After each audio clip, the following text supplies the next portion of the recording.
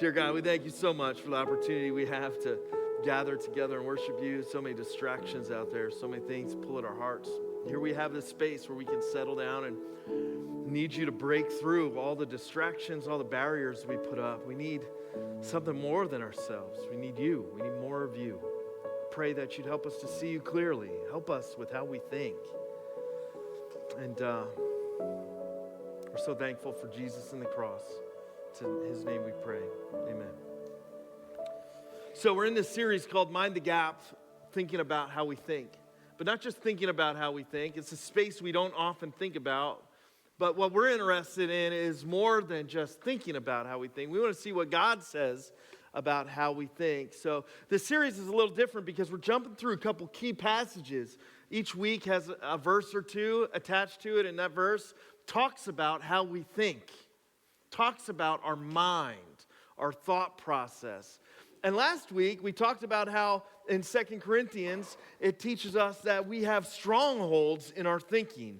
These are lies that the enemy throws at you, that the devil wants you to believe. These are lies that are often disguised. We don't always know they're lies. Sometimes we treat them as their truth, and in doing so, they captivate us. They place us captive. And this passage talks in 2 Corinthians was talking about how we need to demolish strongholds. That's some pretty crazy, strong language. Like God's not messing around. When's the last time you told your kid to go anywhere and demolish something? Right? It's probably not first on your mind. It's strong language by God talking about these lies that we allow to mess with our thoughts and our thinking. Strong language from God about taking every thought captive. And sometimes those strongholds need to be pulled down and the lies need to be replaced with truth. And that's what we talked about last week. If you're believing a lie that you'll always be alone, no, you need to replace that with some truth that God will never leave you nor forsake you. If you're believing some lie that life will never get any better, you have to know that he has plans for you and a future for you, and not plans to harm you, but to give you a future and to give you hope. You can replace the lies that are reinforced by the enemy and our circumstances, and sometimes the voices from your past. We need to replace them with truth. This is the weapon Jesus used when the enemy came at him with a bunch of lies.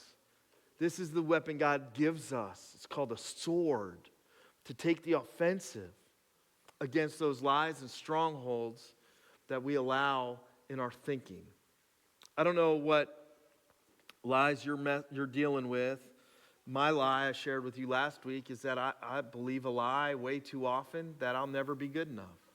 I need to replace that God's grace is sufficient for me, and that His power is made perfect in my weakness. I got to replace that lie with the truth about what God says. I hope you spent some time digging into those strongholds last week. This week, his message is called Stayed On It. I'm stayed on it. And if you have a pen, we're going to fly through some stuff pretty quick. So if you take notes, you're probably going to want to go grab a little extra coffee so you can keep up. You ready to keep up? So, the verse that we're focused on this morning is Isaiah chapter 26, verses 3 through 4. I'm going to read it to you. It's the main anchor for this whole message, and we're just going to talk about it. Stayed on it. It says this. You ready?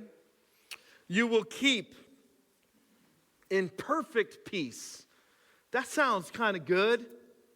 Perfect peace. I kind of like the ring of that. That's what seems to be most elusive in my life. I wouldn't describe my days as perfectly peaceful. Would you? Would you? Like, is that how you categorize? My days are more like crazily conflicted or spinning out of control. The last thing I would describe my days in this kind of crazy world that's pulling us in all kinds of different directions with the expectations of others piling up high on us. The last thing I would say is perfect peace. That's why it sounds so good to me. You will keep in perfect peace. This is a song written to God. You will keep in perfect peace those whose minds, thinking about how we think this morning, are steadfast, it says in the NIV. I love the way the English Standard Version writes this verse. Means the same thing, but I like the way it sounds. You will keep in perfect peace those who are stayed upon you. Those whose minds are stayed upon you because they trust in you.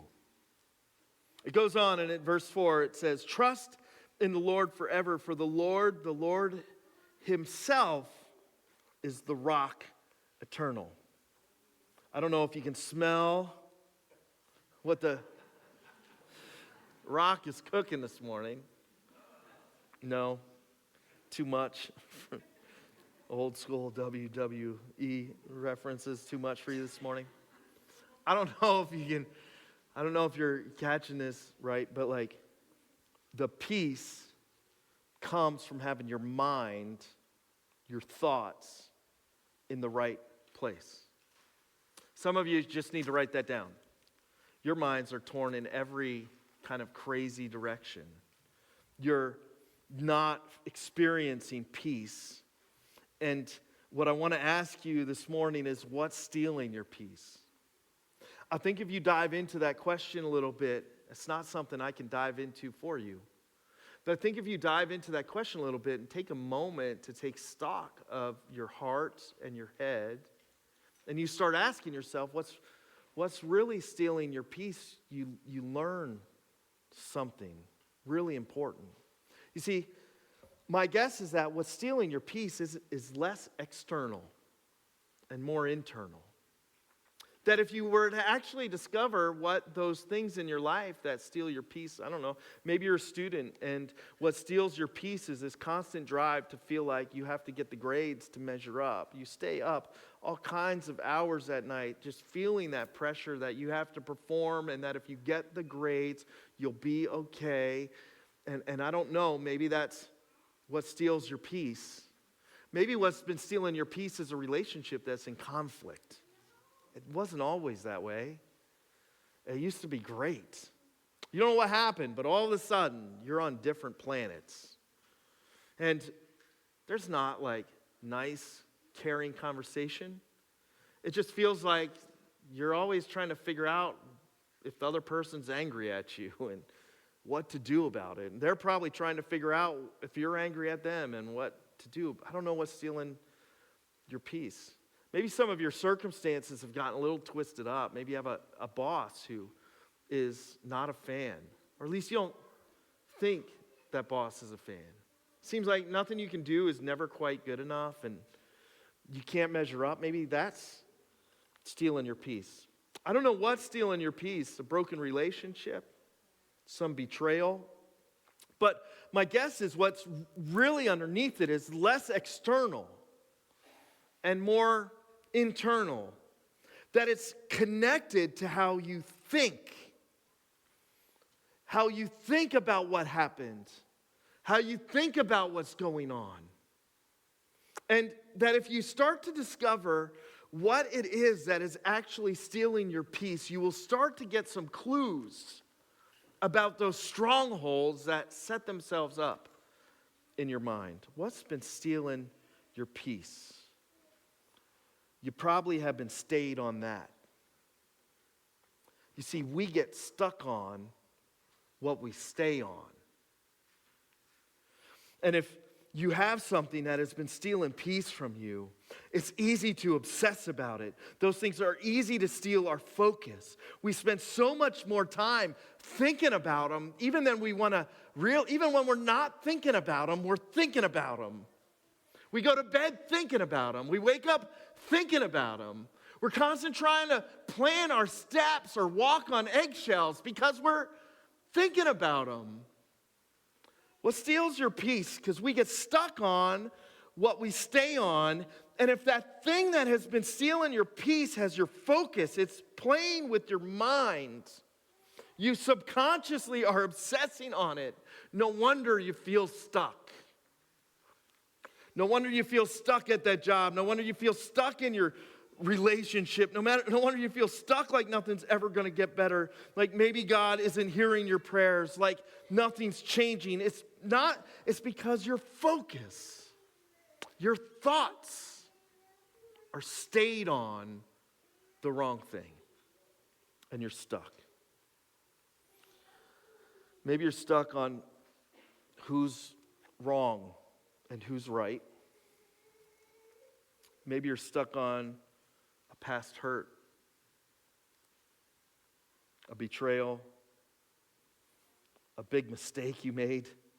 Every time it comes up, you're just filled with shame and guilt. Maybe you're stuck on some kind of need you have that you can't seem to fill with all of these things or all of these other people. Can I tell you what I've been stuck on? I'm trying to be as transparent about how I think in the midst of this series. I get stuck on this need to have everybody approve and like me. It's deep. Some of y'all got problems trying to please people in life. You can't keep up because you're constantly trying to make everybody happy. Welcome to my world. Mine is super complex because, like, if you study personalities and profiles, I don't know if you do that, I've had to dive deep into my personality and taken all these tests, and you get huge reports on yourself. And one thing I learned is that my capability to make high-risk decisions is, like, almost off the chart. But so is my need to be liked. You know what that means? That means I torture myself all the time. Because I can make a really big, hard decision that not everybody's going to like. If I see what I feel like God's leading me to do, I have the ability, the courage in the moment to make the decision, no matter what. If it's right, if it's the direction God has for me, I can do it, even no matter what it costs me. But then, I still want everybody to like me. So I lay up at night, like, maybe I should have done this different. If I would have done this different, they would have approved. Or maybe I just didn't communicate the decision as good as I should have. I should have communicated it better. I shouldn't have used that word. I should have used this word. I should have said it like this. That would have been better. Maybe if I would have explained myself more, they would understand that this is the best decision for everybody, and they'd still like me. The problem is, sometimes people just don't like you. And the other problem is, no matter what decision you make, somebody's not going to love it. You could decide to go to Arby's instead of McDonald's, and if you have a family with kids, half of them will disagree with the decision you made. They don't even know you picked Arby's. They're just mad, like that they wanted the other thing. You ask them, what's the other thing? They'll be like, I don't know, I just want it. You can't make everybody happy. And I get stuck on that. I get stuck there, torturing myself, wanting everybody. What do you get stuck on? Maybe you don't need everybody to like you. I'm working on it, by the way, so I care a little bit less if you like me or not.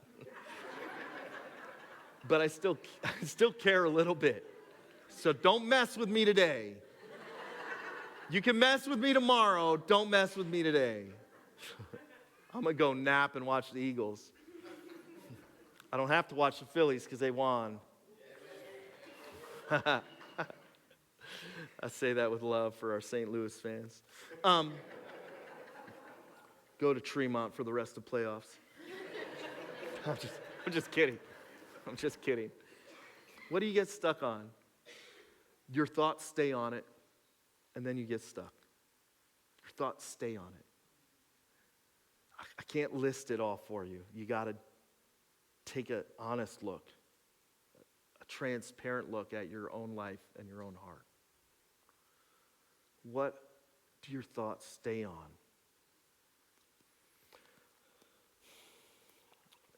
we need to let go of some stuff, but letting go feels impossible. Letting go of my need for everybody to like me, it feels impossible. Some days it takes everything I got not to care about things I shouldn't care about. And the process is exhausting and painful. And if you got some stuff you got to let go of, can I just suggest that maybe you can't let go of it with your own strength? My guess is that if you could let go of it, if you could let go of that mistake or that wound or that past, if you could let go of that need to be liked by everybody, if you could let go of that desire to impress people with your performance on an athletic field, or if you could let go of that need to academically perform so that your parents look at you and say, "Oh, you're so smart, I'm so proud of you." If you could let go of that, you would have let go of that already. You wouldn't be stuck there. It wouldn't be messing with your heart. It wouldn't be messing with your head. I just want to submit that maybe if you need to let go of some stuff, you need a bigger source of energy and strength than you can muster on your own. Thank goodness Philippians 4:13 says, "I can do all things through Christ who strengthens me." That doesn't mean you're going to be able to bench press 300 pounds tomorrow, especially if you've been eating cheeseburgers and mint chocolate chip ice cream every week for the last 6 months. It doesn't mean that you're going to win the game or that the Eagles are going to win the Super Bowl because they put a verse in the end zone. I can do all things through Christ who strengthens me. It means that He is the source of your strength to get through what you need to get through. You need to get through it. You need to let go of some stuff. And you can't do it on your own. But you have a source of strength that'll deepen your faith and trust, that can make it possible for you to walk through anything, for you to do anything. But we need to make less room for those thoughts that we get stuck on and stay on. We need to make less room in our minds for all of those other things. And the only way to make less room for those thoughts is to fill them with right and better and true thoughts. So last week we talked about replacing those lies with something. And today I want to suggest that we do something just a little bit different, but just as important and powerful. This verse, Isaiah 26:3, it uses that word steadfast or stayed. It actually comes from a Hebrew word. I called it Greek in the 9:30 service because I don't know why. It doesn't matter. Because it was 9:30 and I'm tired. I stayed up and watched the Phillies way late last night. It means this. It's a Hebrew word, samak. It's actually spelled S-A-M-A-K. And it's that word stayed on it. It means a couple of things. It means to lean on it, sustain it, take hold of it, lay hard on it. I'm going to tell a story that could get me in all kinds of trouble. Great thing to do right before the elders are all on stage at a leadership meeting. 2008 was a terrible year for my family. Really difficult stuff we had to walk through. No way we could walk through it in our own strength. If you know the story, you know the story. I'm not telling this story to make you sad or to feel anything, or I don't want to play with your emotions, but I have to put it in context. So like in March, I lost my brother, Caleb, in a car accident. He was 19 years old. 2 weeks later, after a 6-month battle with pancreatic cancer, maybe a little more than 6 months, I lost my mom to pancreatic cancer. In 2 weeks, that all happened. It was crazy traumatic, Lots of not sleeping and vomiting in garbage cans I walked by. It wrecked us. And my brothers and I, the three of us that are here on earth still, and my dad, we were racing between taking care of all the plans for my brother's Caleb's funeral and helping try to take care of each other and his friends, and dealing with my mom, who crashed after that funeral and was taken immediately down to Thomas Jefferson, where she would transfer to heaven from. And it was exhausting. We were down there around her, no regrets, almost every minute, even when she wasn't with it. We were just there together, being with her, just making sure she wasn't alone, helping with whatever we could help. Exhausting, to the most exhausted I've ever been in my life. Way more exhausted than the time my family rescued a bunch of little kittens that we had to bottle feed for 2 weeks. More exhausted than when those little kids, you got 2 little kids in diapers, right? And you that's a storm or two. Way more exhausted than that. And my brother Luke and I were driving back home, and he had set up an appointment to get some ink. And this is a part that's going to get me in a little bit of trouble maybe. But I can talk to you about the Old Testament passages some other time if you want. And he's like, we had this art done in honor of my brother. And he's like, let's just do this. It was really about how we're always going to be 4 brothers. And just one of us is in heaven. And so we stopped to get some ink. And the adrenaline and the pain after 2 weeks of not sleeping or barely sleeping in hospital rooms, it was unbelievable. I never felt so more exhausted. I got home, I immediately laid on the couch and crashed, like jaw wide open, spit slopping out of the side of my mouth. No sound in the world could awaken me. My kids, who were little at the time, started putting toys on me. I had a ballerina dress laid across me. There are pictures that I hope you never find of this. They will be all over the internet. It wasn't like just teddy bears they were stacking on, all kinds of toys, like plastic train sets. And the pictures, when they showed it to me, Jen's like, I cannot believe you slept from this. Literally covered with all of these toys. You could have set off a foghorn, and that is what it looks like to lay hard on something. It's like, crash. Nothing else matters. Doesn't matter what people think, how much drool is coming off the side of your house, or how big the wet spot is on the couch. None of it matters. All that matters is that you crashed on it. That's Somac. It's crash on him. And nothing else will matter. It all gets smaller. Everything else gets lost and put into its proper place. You just got to crash. You're exhausted. Crash on him. You've been beat up. Crash on him. You've suffered some wounds from some people. You got to crash on him. You got to lean in. It's not this idea where we can just pass by God or treat him like a side hustle. It's not this idea that Sunday mornings are good. I can do it. I just need to get an hour in Sunday morning. It'll make it through the week. It's not, when I love that worship song, I'm going to play it on the ride to work over and over again, and then that's. Like the idea of having your mind stayed on him is that you take your thoughts and you lay them hard on who God is, on who he is. Some of y'all, your faith doesn't feel big enough for your obstacle. It's not because your faith isn't big enough. It's because your view of God is too small. You could have a lot of faith in a little God, and it's not going to get you very far. Some of you have trust issues.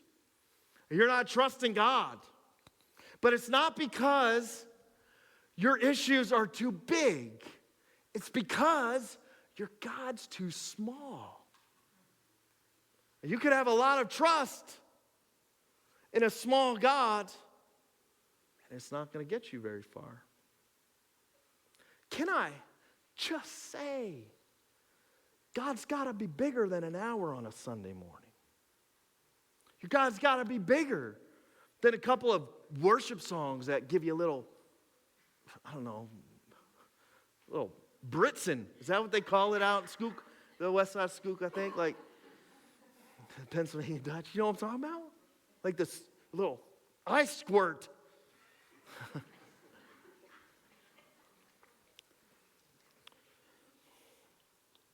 A big faith and a deep trust that is necessary to let go of what has been haunting you and to move forward through what pains you is so needed. And the only way to deepen your faith and to deepen your trust is to have a bigger picture of God.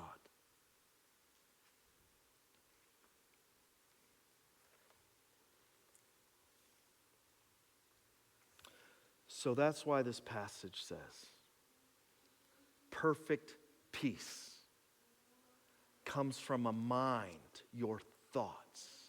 They're not stuck on all this other garbage. They're not staying on what pains you, what tortures you. A mind that experiences peace is a mind that keeps coming back to, keeps crashing on, knows this big God. So here's the challenge for today. Last week was replace a lie with truth. Here it is to wrap it up. I'm going to go quick. I'm not going to be able to read all these verses, so just jot them down. Here they are. Here's what's easier, right? Like A.W. Tozer's famous Christian author from way long ago, he said, there's nothing greater than to study than the character of God, okay? So what I want to submit to you is like, if you need a bigger God, get to know him. If your faith is small, too small, get to know the really big God. If you're struggling with trust, if you need to let go of something, get to know the attributes and the character of God. Maybe you feel like nothing has been good for you. People have not been good to you. And every day is an uphill battle. See, what you need to do is you need to write that on a piece of paper so you can see it and own it, and cross out what you're stuck on and replace it with an attribute of God. I'm for real. Do it. I got to write down, I need everybody to like me. And then I need to scratch it out, and I need to replace it with something different from the character of God. He's good. Psalm 34:8. If others haven't been good to you, maybe you need to stay your mind on the goodness of God. We don't see it, but it's there every day because it's just who he is. He is good. Maybe if you've been burned because somebody changed on you, or something changed on you, maybe what you need to do is cross that out and write down that God is unchanging. He doesn't change. Malachi 3:6 is my favorite verse for that. He's unchanging, and so I am not destroyed. Maybe you've been let down by somebody who's weak, or you have let yourself down because you're weak. You can't stop doing the things you don't want to do. And you need to know that God is powerful. Psalm 33:6. His attribute is gracious. If you've been living in guilt and fear because of something in your past, if shame is what shouts at you and takes the wind out of your sails, maybe you need to be reminded that God's character is he is a gracious God. Psalm 145:8. That he loves you and likes you. That he offers you unmerited favor and pardon. He extends his grace to you. He's merciful. Romans 9:15 through 16. He's holy. He's not like everybody else. He's set apart. And people have let you down, or you've been hurt by some misjustice or injustice in your past or in your present. Like God is holy and He is just. Deuteronomy 32:4. He knows it all. He holds the balance of justice. If you feel like nobody knows you and nobody gets you, maybe you need to replace that with the character that God is all-knowing. He sees everything. He knows the hairs on your head. He knows the circumstances you are walking through. He knows everything about you. Isaiah 46:9 through 10, and He cares so much. Maybe you feel so alone. You're stuck on the fact that you might always be alone. You need to know that God is omnipresent. He is everywhere. Psalm 139, there's nowhere you can go to escape Him. He is there surrounding you. He loves you. You don't feel loved? Maybe you need to know that God is a loving God. 1 John 4:7 through 8. And that His love is described as unfailing. It's just who He is. See, we got to stay our mind on something different. And my hope and prayer for us is that this week, when those thoughts kind of pop up, we want to stay on them and get stuck on them. That we'll keep reminding ourselves, digging deeper to know, to study who this God is. That we would start to obsess instead of about our deficiencies or our failures. Instead, that we would start to obsess about this character of this God that we have placed our faith in. And that as a result of knowing Him and drawing close to Him, that we would learn to depend on Him and crash on Him. That He would be who we stay on. Let's pray. Dear God, we thank You so much for Your character, that You are unchanging, that You are all-powerful, that You are just and merciful, that You are holy, that You are set apart, unchanging. We're so thankful for who You are. And yet all of us, myself included, we don't know You as much as we should. If we did, our trust would be growing. It would be big enough to help us walk through these deep challenges we have to walk through. If we did, our faith, it would just so much more easily invade our thinking. Help us to not stay on all that other junk that we get stuck on, but to have our minds stayed on You so that we could experience the peace, not just any peace, the perfect peace You have for us. In Jesus' name, amen.